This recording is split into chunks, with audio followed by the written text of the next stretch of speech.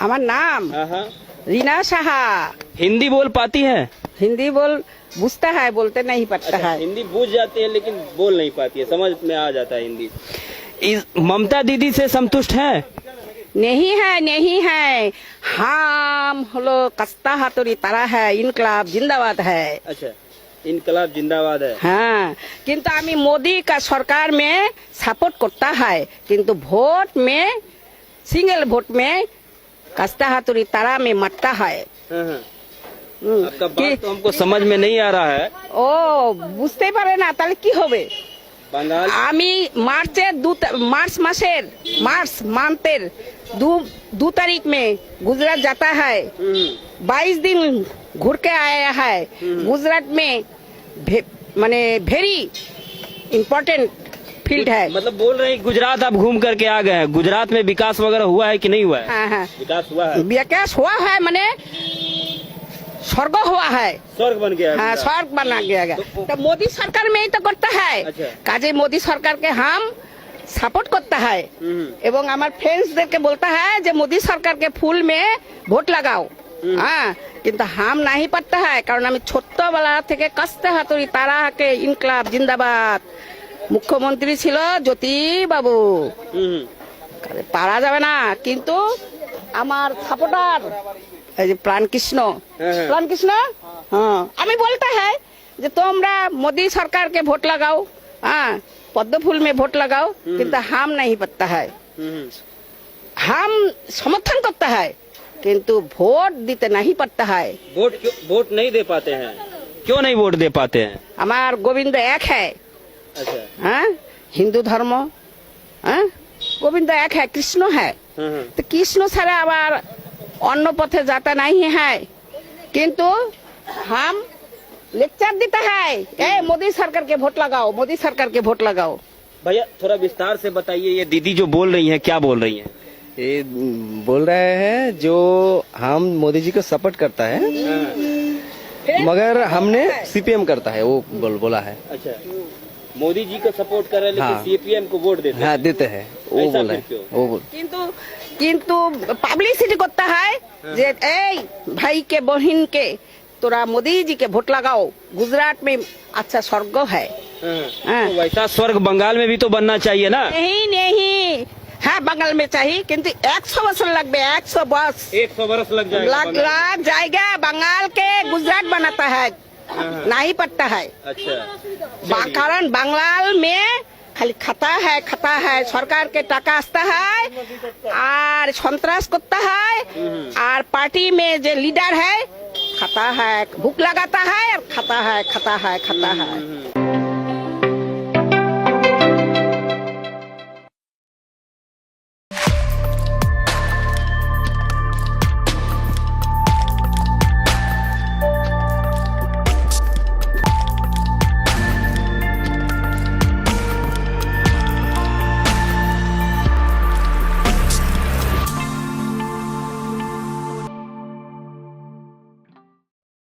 দেখলেন তো পশ্চিমবঙ্গের ঝান্ডু হামেরা কি করিচ্ছে, দল বেঁধে বিজেপিরে ভোট দিছে হাঙ্কেরে বামদের মতো আর কি।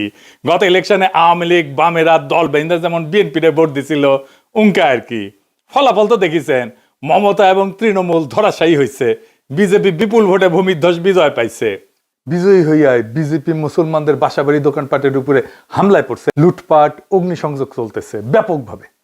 পশ্চিমবঙ্গের বাঙ্গুরা বাংলাদেশে প্রগতিশীলতার নামে ধর্মনিরপেক্ষতার নামে হাসিনার ফ্যাসিবাদকে উলঙ্গভাবে সাপোর্ট দেওয়া গেছে। এখন হিন্দুত্ববাদের নামে ফ্যাসিবাদের কবলে পড়িছে। ফ্যাসিবাদের মজা কেমন 2 দিনে ভালো টের পাইছে, আরো পাবে। যদিও এই আক্রমণের লক্ষ্য হবে মুসলমানেরা প্রাথমিকভাবে, কিন্তু এই ফ্যাসিবাদের আগুন থেকে কেউ রক্ষা পাবে না। যারা বিজেপিকে ভোট দিচ্ছে তারাও রক্ষা পাবে না।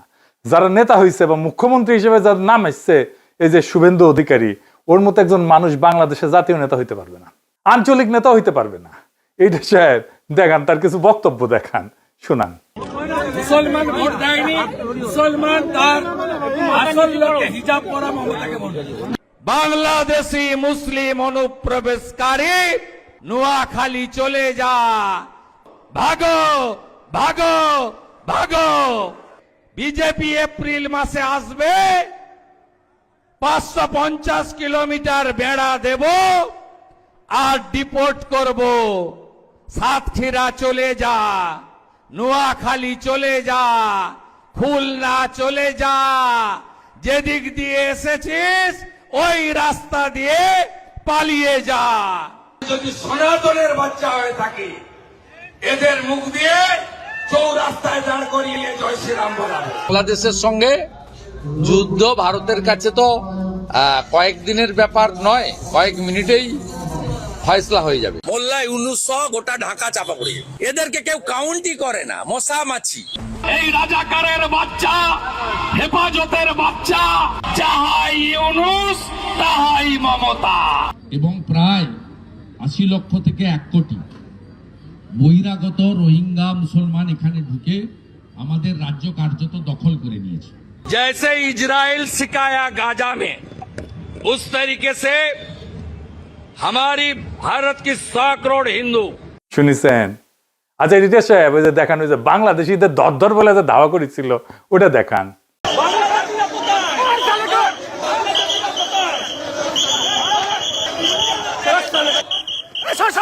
सब बांग्लादेशी मुसलमान, सब बांग्लादेशी मुसलमान, मुसलमान हिंदू। जय श्री राम, जय श्री राम, जय श्री राम। দেখেছেন বাংলাদেশে কখনো এরকম মাল রাজনৈতিক নেতা হইতে পারবে? পারবে না। শিওর লিখে রাখতে পারেন, পশ্চিমবঙ্গের দাদারা আপনারা লিখে রাখেন, এরকম মাল বাংলাদেশে কোনোদিন রাজনৈতিক নেতা হইতে পারবে না। এই মাল তো মমতার ডাইন হাত ছিল শুভেন্দু অধিকারী। মানে শুভেন্দু অধিকারী পরে বিজেপি হয়েছে, 2016 সালে একটা দুর্নীতির মামলা এসে ফাইসে গেছিল, নারদা মামলা কয়, আমি আর ডিটেলসে গেলাম না। ওই মামলার পরে 2016 সালে মোদি শুভেন্দুরে নিয়ে মস্করা করেছিল স্টেজে বক্তৃতার মধ্যে। এটা যে দেখান সেটা कैमरा के सामने कितना लाए हो? अच्छा लाओ लाओ, और ऐसे कुर्ते में रख देते हैं। टीवी पे देखा कि नहीं देखा आपने? और चेहरा कितना भोला भाला था, ऐसा लगता था ये तो रोज की आदत वाले लगते हैं। দেখেছেন কার কথা হচ্ছে? শুভেন্দুর কথা। এবার ওই যে বলি যে ভোলা বালা, ওই ভোলা বালাটা কে? ক্যামেরার সামনে ঘুষ নেওয়ার ভিডিওটা দেখান। You know I'm working. You know I'm দেখেছেন একের আঙ্কের শিলং সালাউদ্দিন বরাবর না, যারে বিদেশি নাগরিক বলে সরকার থেকে বের করে দিতে কইছিল তার এই ক্যাবিনেটে পাশে বসায়। দেখান ওই ভিডিওটা আবার একটু। আপনার সরকারে একজন বিদেশি নাগরিককে আপনি জাতীয় নিরাপত্তা উপদেষ্টা করেছেন। আপনার কি সেই আক্কেল জ্ঞান নাই? একজন বিদেশি নাগরিকের কাছে এই দেশের সেনাবাহিনী নিরাপত্তা সংক্রান্ত রিপোর্ট প্রদান করবে কিভাবে ভাবলেন? সেই জাতীয় নিরাপত্তা উপদেষ্টাকে আপনি বিদায় করুন। সেই জাতীয় নিরাপত্তা উপদেষ্টা হয় নিজে পদত্যাগ করবে, না হয় আপনি তাকে বিদায় করবেন।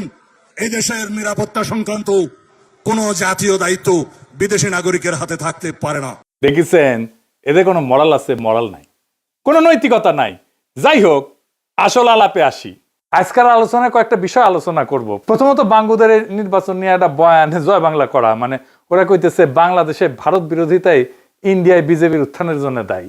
তারপরে একটা বিষয় আলোচনা করবো, মমতা হারায়, বিজেপি হারায়, আমাদের জন্য কি বদলাইলো, মমতা কেন হারলো, আর আমাদের রাজনীতিতে কি করতে হবে। আসেন আমরা আল্লাহর নামে শুরু করি। 2017 সালে পশ্চিমবঙ্গের রামনবমী মিছিল করছিল বিজেপি, প্রথম স্লোগান দিল জয় শ্রীরাম। তো মমতা এটার জবাব খুঁজলেন, জবাব হিসেবে বেছে নিলেন জয় বাংলা। ফ্যাসিস্ট আওয়ামী লীগের স্লোগান নিল মমতা। কুফা লাগিছে, কুফা বুঝে নাই, মমতার ওই জয় বাংলার কুফা লাগিছে। জয় বাংলা যে নিজের গলায় তুলে নিবি, ওই জয় বাংলা হবি। হ্যাঁ, নির্বাচনী ম্যানিফেস্টোতে এপ্রিলে তৃণমূল এটার এপি সেন্টার ছিল হইতেছে জয় বাংলা। জয় বাংলা পশ্চিমবঙ্গে একটা ঝামেলার নাম। 1971 পশ্চিমবঙ্গে 1 কোটি শরণার্থী গেল, চোখ উঠছিল, চোখ ওটা রোগ ছড়াইলো। বেশিরভাগ রিফিউজি ক্যাম্পে, কিন্তু রিফিউজি ক্যাম্পের বাইরেও সংক্রমিত হইল চোখ ওটা। ওই রোগের নাম হইল জয় বাংলা রোগ। হ্যাঁ, চোখ ফুলে লাল হইতো, এত বড় বড় ছড়া বানাইলো। জয় বাংলার লোক ঢেলা ঢেলা চোখ, কেমন যাওরা দেখেন। আবার আমরা মাছ খাইতাম, মাছ ধরতো ওরা রিফিউজি ক্যাম্পের লোকেরা, আর কিছু মাছ খাইতো, কিছু মাছ বিক্রি করতো রিফিউজি ক্যাম্পের লোকেরা। তো ওরা কইতো, কবিতা কইতো, জয় বাংলার লোক ঢেলা ঢেলা চোখ, ভাতের দিকে যেমন তেমন মাছের দিকে চোখ।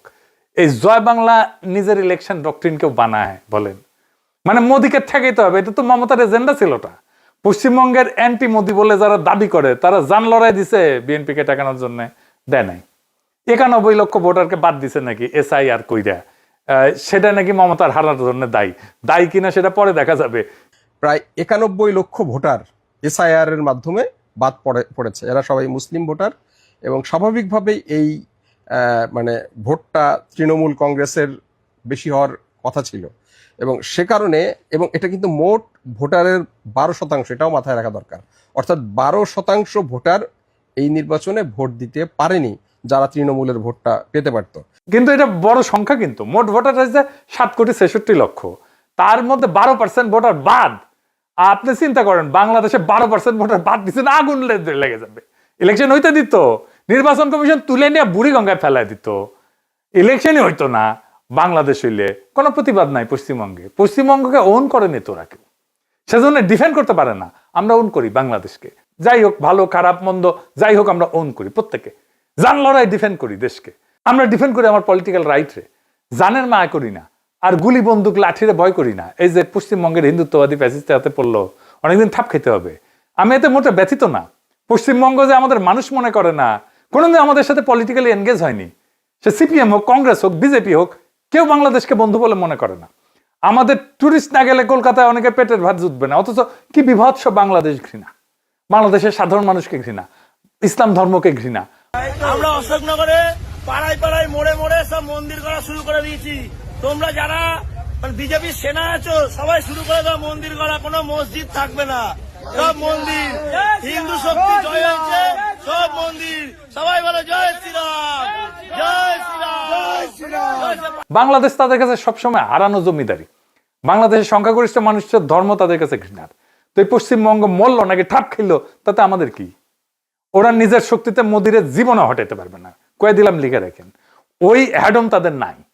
আমাদের সাথে একটা পলিটিক্যাল অ্যালায়েন্স থাকলে পারতো, কারণ আমরাই একমাত্র শক্তি পৃথিবীতে, আধুনিক দুনিয়াতে যারা ফ্যাসিবাদকে পরাজিত করছি রাস্তার লড়াই কইরা। আমাদেরই অভিজ্ঞতা আছে, অন্তত আমাদের লড়াইয়ের অভিজ্ঞতা তাদের কাজে লাগতো, সাহায্য করতে পারতাম।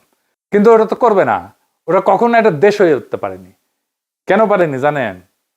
আসেন সেটা আলাপ করি। পশ্চিমবঙ্গের কোনো রক্তাক্ত ইতিহাস নাই।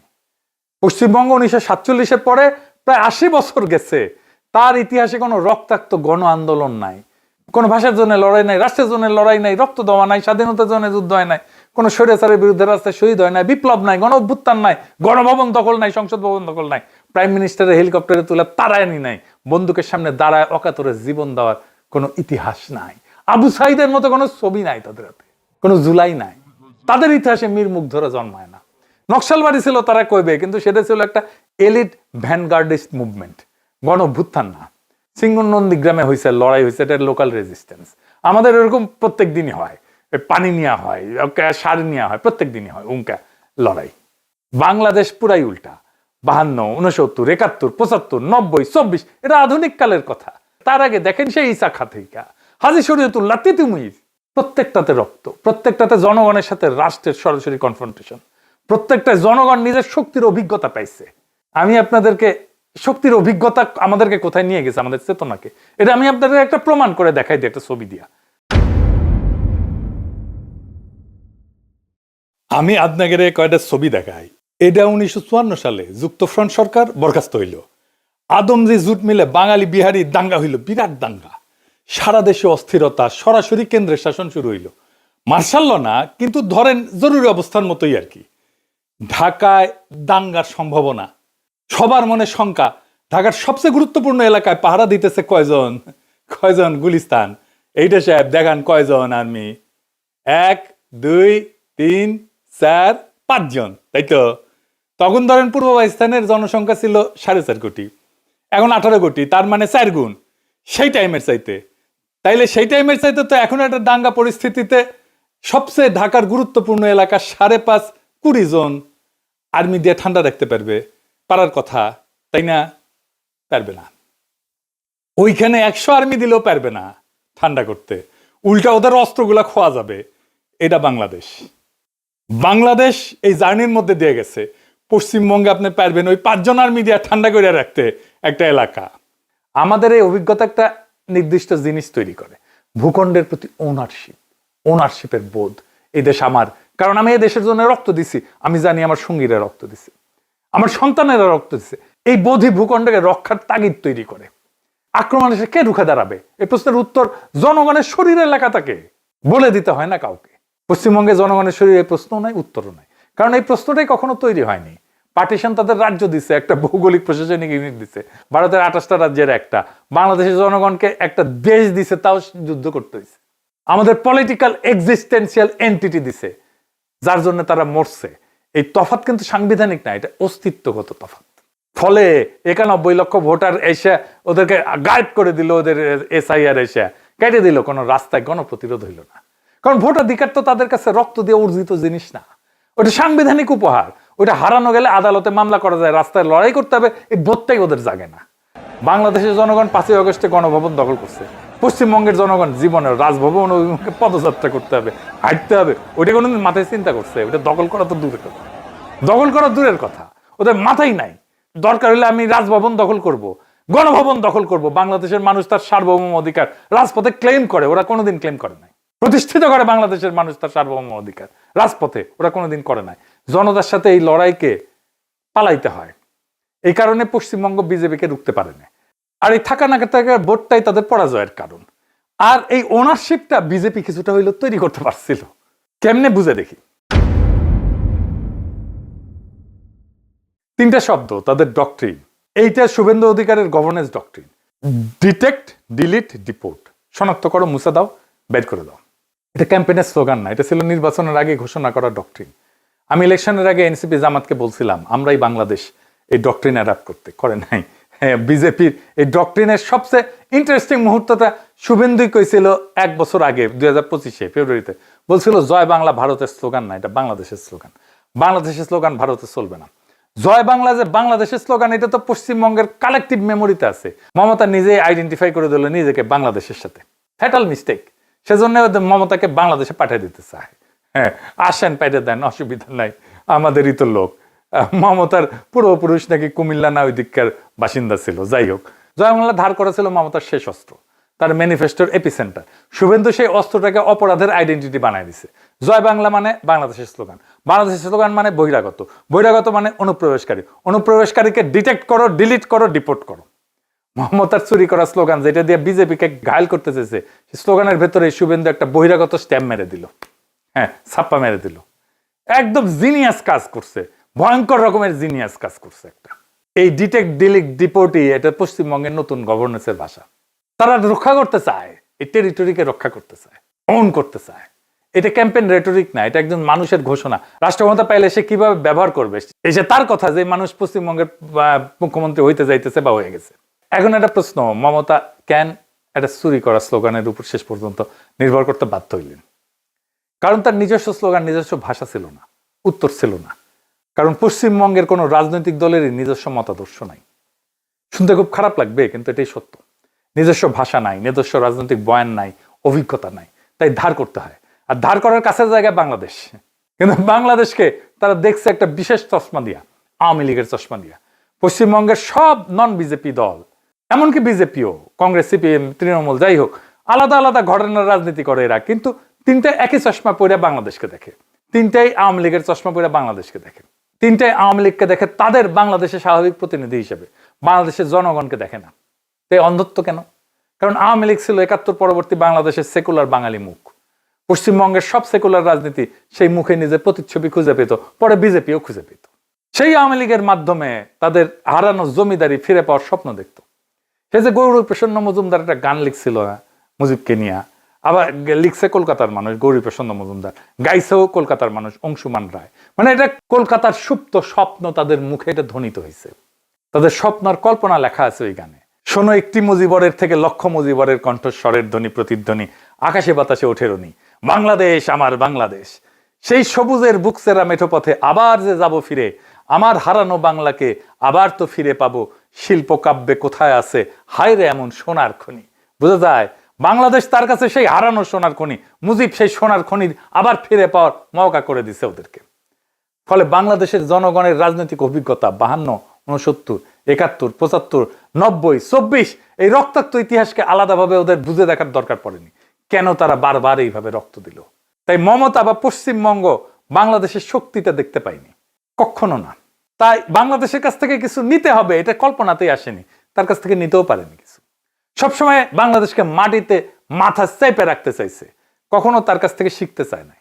মমতার বা পশ্চিমবঙ্গ কখনো বাংলাদেশের জনগণের সঙ্গে কোনো সম্পর্কই করতে চায় না। কিন্তু দেখেন পশ্চিমবঙ্গের ইকোনমি একটা বড় অংশ দাঁড়ায় আছে বাংলাদেশের উপরে। তারা ইলিশ মাছ নিবে কিন্তু একটা নদীর পানি দিতে রাজি না। ইলিশ মাছ ছাড়া তাদের দুর্গাপূজা হয় না, কিন্তু তিস্তার পানি দেবে না, গঙ্গার পানি দেবে না। কিন্তু তারপরেও এগুলোর বাইরেও মমতার পতনের আরো কয়েকটা গভীর কারণ ছিল। আসেন সেই 3টা কারণ একটু দেখি। মমতার রাজনৈতিক ভিত্তি দাঁড়াইছিল 3টা স্তম্ভে। হাসিনার পতনের পরে 18 মাসে 3টা স্তম্ভই ভেঙে পড়ছে। প্রথম স্তম্ভ ছিল মুসলিম ভোট। এসআইআর করে 91 লক্ষ নাম বাদ দিছে, এর মধ্যে বেশিরভাগই অনুপাতে মুসলিম ভোট। তৃণমূলের সবচেয়ে নির্ভরযোগ্য ভোট ভিত্তি এটা ধ্বংস হয়ে গেছে। দ্বিতীয় স্তম্ভ হইতেছে সাংস্কৃতিক এবং বুদ্ধিবৃত্তিক। মমতার আইডেন্টিটি ছিল সেকুলার বাঙালি। হাসিনা শাসনকে যে সেকুলার বাঙালি পরিচয় দিত, সেই পরিচয়ের কারখানা মূলত পশ্চিমবঙ্গে। কলকাতার সাংবাদিক, চলচ্চিত্রকার, সাহিত্যিক, অধ্যাপক, বুদ্ধিজীবী, আনন্দবাজারের কাভারেজ, তারপরে যাদবপুর প্রেসিডেন্সির বুদ্ধিবৃত্তিক বলয়, কলকাতার সিনেমা ফেস্টিভ্যাল, বাংলাদেশের সরকারি অনুষ্ঠানে কলকাতার শিল্পীদের আমন্ত্রণ, এইটা পুরা জাল। এইটা দুই পক্ষের জন্য গুরুত্বপূর্ণ ছিল। কেন? কারণ হাসিনা শাসন যত বাংলাদেশের ভেতরে নির্বাচনী বৈধতা ছিল, তত বাইরের সাংস্কৃতিক বৈধতার উপরে নির্ভর করতে হচ্ছিল। কলকাতার এই বলয় ছিল সেই বৈধতার কারখানা। আমরা পরে দেখবো যে হাসিনার বয়ানগুলো ইন্ডিয়া থেকে তৈরি হয়ে আসতো। আমরা দেখবো আজকে একটা এক্সাম্পল দিয়ে দেখাবো যে কিভাবে হাসিনার বয়ান তৈরি করে দিত। তো তৃণমূলের ঘনিষ্ঠ অনেকে এই জালের মধ্যে ছিল, বিজেপির সাথেই ছিল। এই সম্পর্ক যতদিন চলছিল পশ্চিমবঙ্গের রাজনৈতিক কল্পনা একটা কৃত্রিম আয়নায় আটকাইছিল। বাংলাদেশকে আলাদা স্বতন্ত্র সত্তা হিসেবে দেখার দরকার পড়েনি, কারণ কলকাতার নিজস্ব বুদ্ধিজীবী শ্রেণী হাসিনার বাংলাদেশকে আসল বাংলাদেশ হিসেবে দেখতো, প্রচার করত। মমতার সেকুলার বাঙালি পরিচয়ের জন্য এই আয়নাটা অপরিহার্য ছিল, কারণ তাছাড়া তার সেকুলার বাঙালি পরিচয় দাঁড়ায় না। কারণ আয়নায় তিনি দেখতেন ওই পাশেও আছে আমার মতোই ভাবনার মানুষ, আমি একা না, হাসিনাও আমার মতোই। তো 5ই আগস্ট 2024 সে হারান্নার চঞ্জন তীরা ভেঙে পড়ল। কলকাতা হঠাৎ আবিষ্কার করলো যে তাদের প্রচার করা ছবির সঙ্গে আসল বাংলাদেশের সম্পর্ক প্রায় শূন্য। এতদিন তারা যাকে বাংলাদেশ ভাবছিল সেটা ছিল একটা ক্ষমতাবান গোষ্ঠীর সেলফ ইমেজ, যার সাথে বাংলাদেশের সাধারণ মানুষের কোনো যোগ নাই। তো ফলে সাথে সাথে মমতার সেই সেকুলার বাঙালি বলে ইমেজ যেটা, সেটা ফাঁপা হয়ে গেল। কারণ আয়নার ওপাশে আর কেউ নাই। তার যে প্রতিচ্ছবি, তার তো একটা প্রতিচ্ছবি ফেরত পাঠাইতে হবে ওই পাশ থেকে, সেটা আর ফেরত আসে না। 3 নাম্বার হইতেছে বস্তুগত অর্থনীতি। কলকাতার মার্কুইস স্ট্রিট আছে না, Kyd Street, Esplanade, New Market, এই এলাকার নাম ছিল মিনি বাংলাদেশ। মানে বাংলাদেশের ট্যুরিস্ট দিয়ে ওটা চলতো। বাংলাদেশের রুগী, বাংলাদেশের ক্রেতা, বাংলাদেশের পর্যটক। 5ই আগস্টের পরে ভিসা বন্ধ, সব বন্ধ হয়ে গেল। কি হইল? 1 বছরে কেউ কেউ বলেন 5,000 কোটি টাকা লস হয়েছে এর ফলে কলকাতার। তার অর্থনীতি থেকে নাই হয়ে গেছে। হোটেল ফাঁকা, হাসপাতাল বন্ধ, মার্কেট ধুধু করে। এই হিসাবটা মাথায় রেখে একটা পুরোনো ঘটনা মনে করাই দিই। হাসিনা পতনের মাত্র 2 সপ্তাহ আগে 21শে জুলাই 2024 তৃণমূলের শহীদ দিবসের সমাবেশে ধর্মতলায় মমতা মঞ্চে দাঁড়ায় বললেন যে বাংলাদেশ নিয়ে আমি কিছু বলতে পারি না, এটা আলাদা দেশ, ভারত সরকার যা বলার বলবে, কিন্তু কেউ অসহায় হয়ে বাংলার দরজা এলে আমরা আশ্রয় দেব। বিজেপি 2 বছর ধরে একটা বাক্যকে অস্ত্র বানাইছে। শুভেন্দু বলছে মমতা অনুপ্রবেশকারীদের জন্য দরজা খুলে দিচ্ছেন। এই অনুপ্রবেশের সময় তারা বলছে যে আশ্রয় তো দিদি দিচ্ছে। মমতা যেটাকে মানবিক প্রতিশ্রুতি হিসেবে বলছে, সেটাই বিজেপির হাতে অনুপ্রবেশের উস্কানির সবচেয়ে বড় প্রমাণ হয়ে দাঁড়িয়েছে। আর এই অভিযোগের সঙ্গে যোগ হইল বাস্তব ক্ষতি। এখন বলেন মার্কুইস স্ট্রিটের যে ব্যবসায়ী, তার হোটেল দোকান চলতো বাংলাদেশি ক্রেতা দিয়ে, 2 বছর ধরে আয় নাই, ব্যাংকের কিস্তি বাকি, কর্মচারী চলে গেছে। ও তো তৃণমূলের ভোটার ছিল, ও এখন কাকে ভোট দেবে? তৃণমূলকে দেবে? তৃণমূল কিছু করছে তাদের জন্য? করে নাই। সে বাঁচার একটা রাস্তা খুঁজবে, সে বাঁচার রাস্তা খোঁজার জন্য বিজেপির দিকে চলে গেছে আপোষে। শুভেন্দু যখন এসে বলে যে আমি 100 কোটি বাংলাদেশিকে পুশব্যাক করব, তো ওই ব্যবসায়ীরা তখন কি শোনে? তারা শোনে কেউ একজন আমার দিকে তাকাইতেছে, কেউ একজন আমার ভাঙা ব্যবসার জন্য কাউকে দায়ী করতেছে, বাংলাদেশকে দায়ী করতেছে। কেউ একজন বলতেছে সমাধান আছে, যুক্তি ভুল হোক, সমাধান ভুল হোক, কিন্তু মুখ ফেরানোর ভঙ্গিটা তো সঠিক। সে তো বলতেছে আমি কিছু করব। আর বিজেপি যখন বলে মমতাই তো অনুপ্রবেশ ডেকে আনছেন, নিজে বলছে দরজা খুলে দেবেন, তখন এই ব্যবসায়ীদের কাছে যুক্তিটা আরো পোক্ত হয়। হাসিনা পড়ার পরে এই ভিসা বন্ধ করে দেওয়ার পরে কলকাতার সবচেয়ে বেশি ক্ষতিগ্রস্ত হয়েছে। মমতা কিছু বলছে? কোনো ব্যবস্থা নিছে? কিচ্ছু বলে নাই। মমতা নিজেই বিজেপির হাতে সবচেয়ে বড় অস্ত্রটা তুলে দিছে। আর এই পুরো ছবির গোড়ায় কি? বাংলাদেশ, যে বাংলাদেশের জনগণের চলাচল, যে চলাচল পশ্চিমবঙ্গের অর্থনীতিকে চালাইতো, মমতা সেই জনগণকে কোনোদিন রাজনৈতিকভাবে স্বীকারই করেনি, তার সঙ্গে সম্পর্ক করেনি, তার নেতৃত্বের সঙ্গে সংলাপ করেনি, শুধু অসহায় শরণার্থীর বিমূর্ত ছবি দেখছে, কিন্তু তার সাথে পলিটিক্যালি এনগেজ হয়নি। আমি প্রফেসর ইউনূসের সরকারকেও বলছিলাম যে মমতার সাথে এনগেজড হন, পলিটিক্যালি এনগেজড হন। প্রফেসর ইউনূস তো বেশি বোঝে, সবার থেকে বেশি বোঝে, হয় নাই? এটা শুধু মমতাকে না, বাংলাদেশেরও উপকার হইতো। ফলে যখন সেই জনগণের নিজের রাজনীতিতে ভাঙন আসলো, মমতার কাছে কোনো ভাষা নাই, কোনো সংযোগ নাই, কোনো কৌশল নাই। একটা পুরনো প্রতিশ্রুতি যেটা এখন তার বিরুদ্ধেই অস্ত্র। বাংলাদেশের জনগণ চলে গেল, সাথে গেল মার্কেট স্ট্রিট, ব্যবসা গেল, সাথে গেল মমতার ভোটারের রুটি, আর সেই ভোটার এখন বিজেপির হাতে। মমতা যাকে দেখতে চাননি পলিটিক্যাল পার্টনার হিসেবে, সেই বাংলাদেশের জনগণের অনুপস্থিতি তাকে ক্ষমতা থেকে নামাই দিল। এই দিকটা কিন্তু কেউ দেখতেছে না। মমতা যাদের আশ্রয় দেওয়ার প্রতিশ্রুতি দিয়েছিলেন, সেই প্রতিশ্রুতি তার সরকার বাঁচানোর শেষ আশা বন্ধ করে দিল। এখন এই যে পশ্চিমবঙ্গে যা হইলো, এটা কি শুধু পশ্চিমবঙ্গেরই গল্প? না, এই একই দিনে তামিলনাড়ুতে স্ট্যালিন হারলো। 91 থেকে কোনো নির্বাচনে কিন্তু উনি হারেননি। 35 বছর পর প্রথম কেরালায় বাম সরকার পড়ে গেল। বাম সরকার পড়লো, কেরালা বামপন্থীদের একটা খুঁটি। 2 বছর আগে ওড়িশায় বিজেডি পড়লো। 24 বছরের শাসনের শেষে বিহারের নীতিশ কুমার বিজেপি বিরোধী জোট ছেড়ে বিজেপির সঙ্গে চলে গেলে। মহারাষ্ট্রে, যে রাজ্যে মুম্বাই ভারতের অর্থনৈতিক রাজধানী, সেখানে বিজেপি 2টা বড় বিরোধী দলকে ভেতর থেকে ভেঙে ফেলছে। দিল্লিতে কেজরিওয়াল নিজের আসন হারাইছে। ভারতের 36টা রাজ্য আর কেন্দ্রশাসিত অঞ্চল বিজেপি চালায় 22টা। কোথাও জিতে, কোথাও ভাঙায়, কোথাও মামলা ঠুকে। এটা কোনো নির্বাচনী প্রবণতা না, এটা একটা সাম্রাজ্য। ভারতের প্রায় কোনো রাজ্যে এখন এমন কোনো মুখ্যমন্ত্রী নাই যিনি কেন্দ্রকে সরাসরি চ্যালেঞ্জ করবেন। স্ট্যালিন করতেন, মমতা করতেন, কেজরিওয়াল করতেন। 3 জনেই একই সাথে ধপাস করে পড়ছে। ভারতে এখন একটাই আওয়াজ, মোদির আওয়াজ, হিন্দুত্ববাদের আওয়াজ। কিন্তু এই বিরাট ছকে একটা ব্যতিক্রম আছে, মাত্র একটা, তামিলনাড়ু। স্ট্যালিন হারছে, কিন্তু কার কাছে? কে জিতছে? বিজেপি না, থালাপাতি বিজয়। আপনারা জানেন, চলচ্চিত্রের তারকা। 2 বছর আগে দল তৈরি করছে, 108টা আসন পাইছে। ভারতের সব রাজ্যের মধ্যে এটাই একমাত্র জায়গা যেখানে বিজেপিকে আনেনি, কিন্তু নতুন দল আসছে। কেন? কারণ তামিল পরিচয়ের চারপাশে একটা বর্ম আছে। এই বর্ম আকাশ থেকে পড়েনি, 70 বছরের রাস্তার লড়াই থেকে গড়া। পেরিয়ার, আন্না, করুণানিধি, 65-তে হিন্দি আরোপণের বিরুদ্ধে দাঙ্গা, তাতে রক্ত, ভাষার জন্য আত্মাহুতি। তামিলরা জানে, তারা লড়তে জানে, তার কারণ তারা লড়ছে। পশ্চিমবঙ্গে সে অভিজ্ঞতা নাই। আর বাংলাদেশের অভিজ্ঞতাকে আওয়ামী চশমা দিয়ে দেখায়, সে দরজাও বন্ধ। 2 দিক থেকে বর্মহীন। হিন্দুত্ববাদ এখন একটা প্রকল্প না, এটা একটা সাম্রাজ্য। আর এই সাম্রাজ্যের কোনো সীমানা থাকে না। ওই সাম্রাজ্য আমাদের দিকে ধায় আসবে। ঠিক কিভাবে আসবে আমরা এখনো নিশ্চিত না। যখন আসবে তখন আমরা সেটাকে মোকাবেলা করব। কিন্তু এবারে আসেন আমাদের দেশের ভিতরে কিছু ইন্ডিয়ান ল্যাসপেন্সার নিয়ে কথা বলি। বাংলাল্যান্ডের মাথা মাথা বুদ্ধিজীবীরা পশ্চিমবঙ্গে ফলাফল ব্যাখ্যা করতেছে একটা সহজ তত্ত্বে। বাংলাদেশে ভারত বিরোধিতার জন্য ইন্ডিয়া পশ্চিমবঙ্গে বিজেপি আসিছে। বাংলাদেশে যারা ভারতের আগ্রাসনের বিরোধিতা করে তারা আসলে রয়ের এজেন্ট। শফিল আলম প্রধান নাকি ইন্ডিয়ান এজেন্ট, এটা বিএনপির লোকেরাই বলে। এখন কয় এটা সবাই জানতো যে সে ইন্ডিয়ান এজেন্ট। তো আমি জিজ্ঞাসিলাম, তাইলে একজন ইন্ডিয়ান এজেন্টের খালেদা জিয়া যাই না শুনে জোট সঙ্গী কেন বানাইছিল? তাইলে তো আইয়ুব ইয়াহিয়া টিক্কা খানরে আমাদের জাতির পিতা বানানো উচিত, কারণ তারাই তো আমাদের ক্ষমতা নিতে দেয়নি মুজিবরে। ক্ষমতা নিতে না দেওয়ার ফলে চালচালায় বাংলাদেশ স্বাধীনতা পেয়ে গেছে, আমাদের মনে স্বাধীনতার স্বপ্ন জাগছে, তাহলে তো ওদেরকে আমাদের জাতির পিতা করা উচিত। তাহলে তো ট্রাম্প ইরানের সবচেয়ে বড় এজেন্ট, যুদ্ধই শুরু করে দিছে। মুইজু তো তাহলে ইন্ডিয়ান এজেন্ট, হিটলার তো তাহলে ইহুদিদের বন্ধু, তাই না? বাংলাদেশে ভারতীয় আগ্রাসন নিয়ে কিছু কথা কওয়া যাবে না, কইলেই আপনি ইন্ডিয়ান এজেন্ট। আমার প্রথমে রয়ের এজেন্ট কইছিল এই জানু মোহাম্মদ। তো জানু মোহাম্মদ যে মার্কিন সাম্রাজ্যবাদ ধ্বংস হোক নিপাত যাক কয়, তার মানে কি সে মার্কিনদের দালাল? হ্যাঁ, তো এখন যদি বাংলাদেশে ভারত বিরোধিতার জন্য যদি বিজেপি চলে আসে ইন্ডিয়ায়, তাহলে ইন্ডিয়ারে প্রেম দিক, প্রেম প্রচুর প্রেম দিক, তাহলে বিজেপি ক্ষমতার থেকে পড়ে যাবে। তাই তো হওয়া উচিত লজিকে, তাই না? এগুলো হয়েছে বুদ্ধিজীবী, বেকুব। এরাই কয় হাসিনারে আমেরিকা ফেলাইছে, মুজিবের সিআইএ খুন করেছে। জানো, বাংলাদেশের মানুষের কোনো এজেন্সি নাই। কিন্তু ইন্ডিয়ান আর্মি আইসা পাকিস্তান আর্মিরে পরাজিত করলে ওটা নিজের শক্তি, আরে নিজের গব্য গৌরব। হ্যাঁ, আওয়ামী লীগ ইন্ডিয়ান এজেন্ট হয় না। এই যে বাংলাদেশে ভারত বিরোধিতা আর সোকল্ড হিন্দু নির্যাতনের কারণে বিজেপি জিতেছে, এটা তো ইন্ডিয়ার রয়ের ক্যাম্পেইন। এই যে দেখেন লিখেছে দীপ হালদার, পাক্কা রয়ের লোক, একই কথা লিখেছে।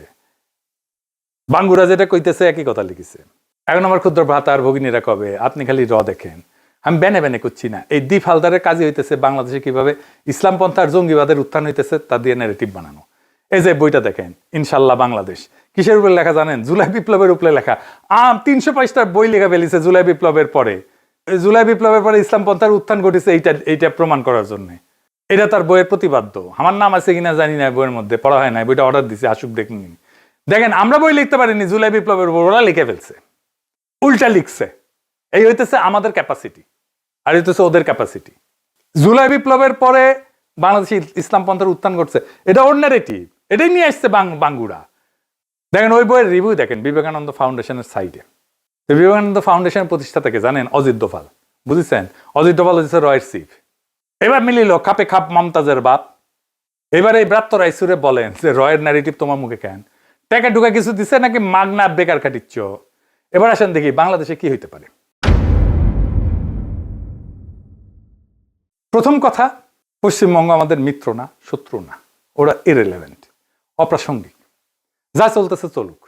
ভারতের সেকুলার প্রকল্প শেষ, কংগ্রেস শেষ, বাম শেষ, দ্রাবিড় শেষ, আঞ্চলিক দল শেষ। আরএসএস বিজেপির বিরুদ্ধে ভারতের ভেতরে কোনো কার্যকর প্রতিরোধ নাই। মানে সাউথ এশিয়াতে হিন্দুত্ববাদী ফ্যাসিজমের বিরুদ্ধে একমাত্র প্রতিরোধের শক্তি এখন বাংলাদেশ। আমরা, হ্যাঁ আমরা, আমাদেরকে নিজের ডক্ট্রিন নিজেকে বানাইতে হবে। শুভেন্দুর যেমন একটা ডক্ট্রিন আছে আমাদের বিরুদ্ধে বানানো, ডিটেক্ট, ডিলিট, ডিপোর্ট, আমাদেরও একটা ডক্ট্রিন লাগবে।